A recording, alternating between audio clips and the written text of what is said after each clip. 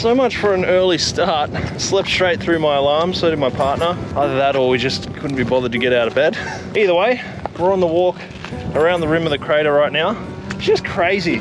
There's something fell from the sky and created this thing. And on that, some fun facts for you. The crater was formed about 300,000 years ago by a meteorite that struck right here. Well, they reckon it weighed around 50,000 tons. And it was about 15 meters wide. And it was traveling 15 kilometers per second, which if you work it out, that's 54,000 kilometers per hour. And just look at it. I think now it's 60 meters deep or something like that, but it used to be about 120 meters deep. Pretty insane. It's just crazy that that happened.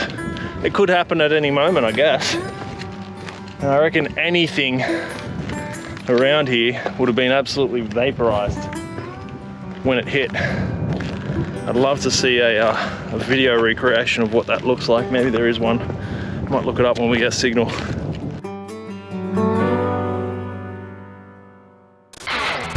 Once again, we're hitting the bitumen, which means we're going to air back up. Fun and games, but that was definitely worth it. Highly recommend Wolf Creek, especially the fact that the campground there, heaps of room.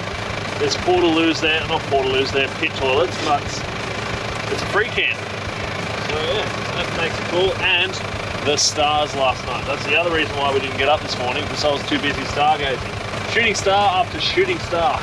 Incredible.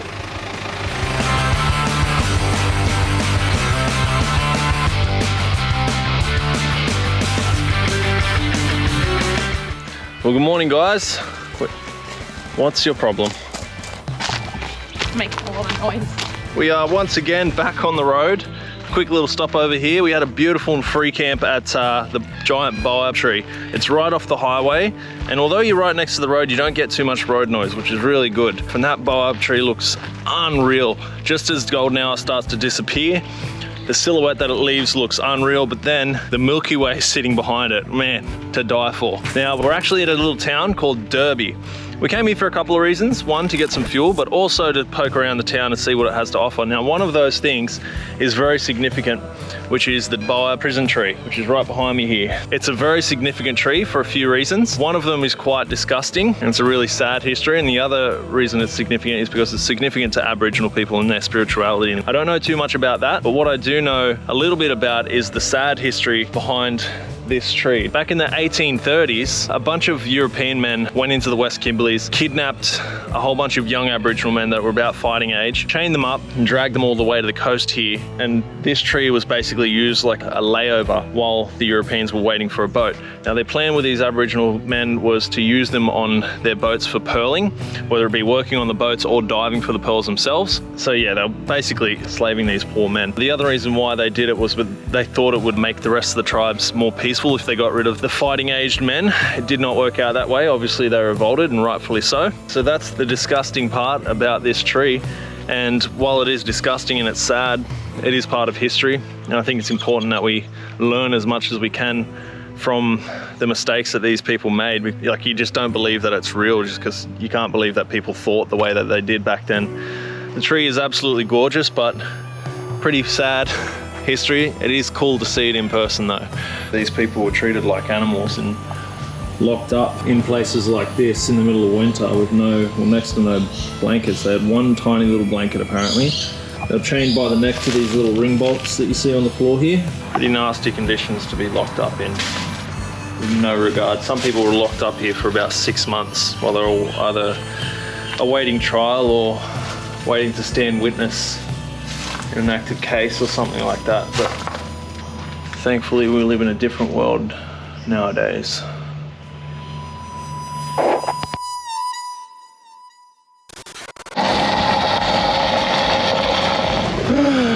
Gotta love the price of diesel these days.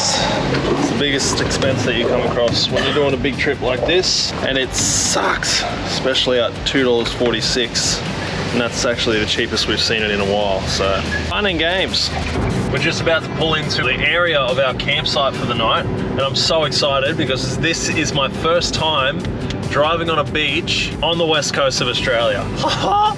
Dream come true. And it's gonna be my partner's first sunset over the water apart from Cape York, but over the water on the west coast of Australia. Stoked! We are definitely going to check out James Price Point. We're not going there tonight.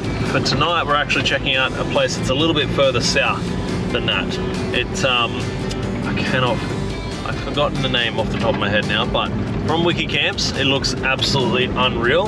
And because it's a weekend, I feel like James Price Point is probably going to be a bit busy. So we're checking this one out. I'm going to soak up every bit of this.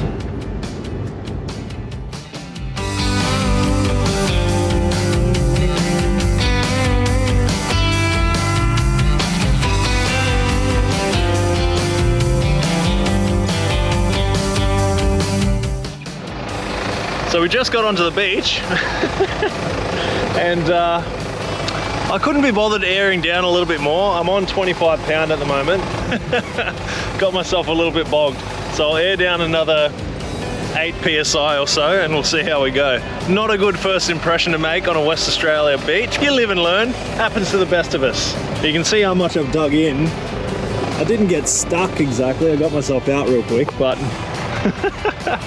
oh, I love it. Once again, Wiki Camps has proven its weight worth in gold. Free camping at its best. I am so excited to watch that sun go down.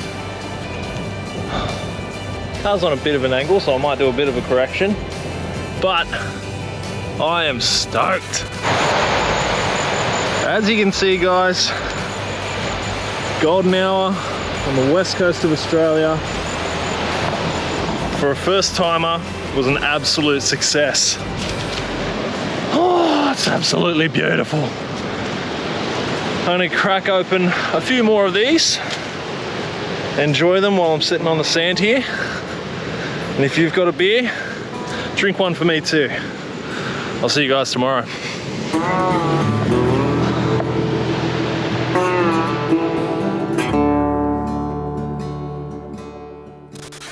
Last night was unreal. Again, the stars are to die for out here.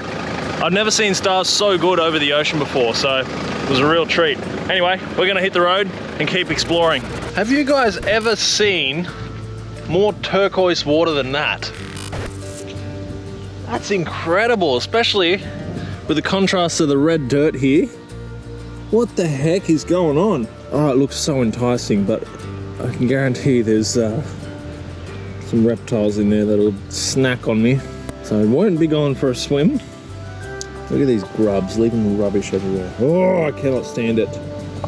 Guys, please clean up after yourselves. I know you probably already do, but it's the 1% of people that don't that ruin places like this for us.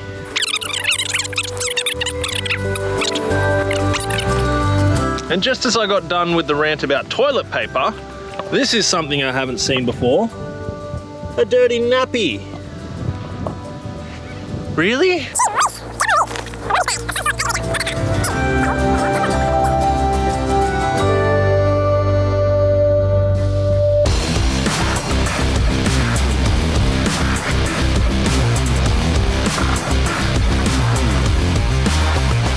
So we've had a long day in Broome, doing some exploring around there. Heaps to see and do. Went to a bunch of different places, but now we're at a place called Coconut Wells. Pretty interesting spot. Never been to anything like this before. Right on the water here, little rock pools all over the place, as you can see. Good spot to bring the kids if you have them, or adult kids like us, I guess. And try not to fall over because these are quite sharp by the look of them.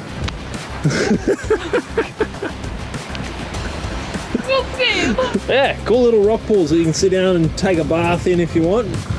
There's the old Prado up there. Righto, enough horsing around, I reckon. I think we're gonna head to camp, which is at James Price Point. We'll see you there. I'm just trying to find a spot that's a little bit sheltered from the wind, because last night was horrendous. The wind was absolutely howling all night long. Still had a pretty good sleep though.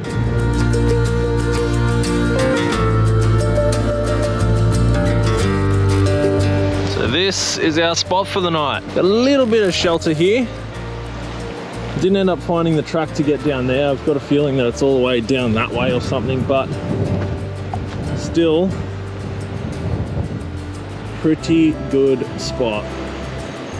Man, can't get over the color of this red dirt. I've never seen dirt this red. Ah, yep. It's a boy. Cheers. Come on. We're only on dirt pressures here because I'm being lazy. Bit of a sand dune here. Rido loves it, I tell you what. Ugh. Come on, bet you I'm gonna have to air down here. Perks of being lazy. Makes things a bit more challenging when you're driving on sand.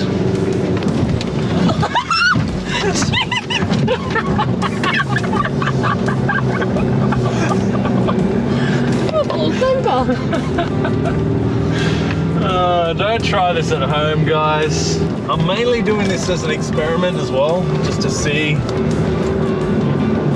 how she goes on these sort of pressures. Oh, come on, we're bogging down a little bit. After all that, we're not bogged exactly, but yeah, we're good. Let's see if we can keep moving. There we go.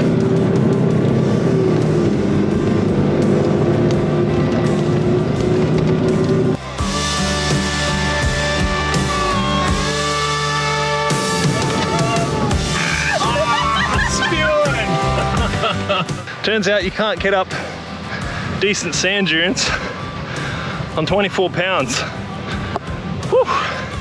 My fitness levels have dropped dramatically. Man, I tell you what a difference dropping 5 pounds out makes. Let's get going.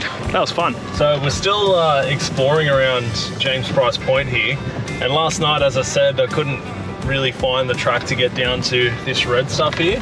Turns out it was only about 500 meters down the road from where I stopped and turned around, so no biggie though. We still had a really nice night. We're actually on top of one of these cliffs here. And it turned out to be really, really nice, but this color, I don't know if you guys can even pick it up on the camera, but dark red with the light blue, the turquoise color, man, it's unreal. Guys, I don't know what I was so worried about this place being busy. Even if it was busy, there are so many campsites around here. The further north you go, the better they get as well. If you're coming here, don't stress if it is busy. Again, I'm here at a very quiet time, so I don't know how busy it gets. But yeah, it's a gorgeous place to be. Ugh, soft sand. Ugh.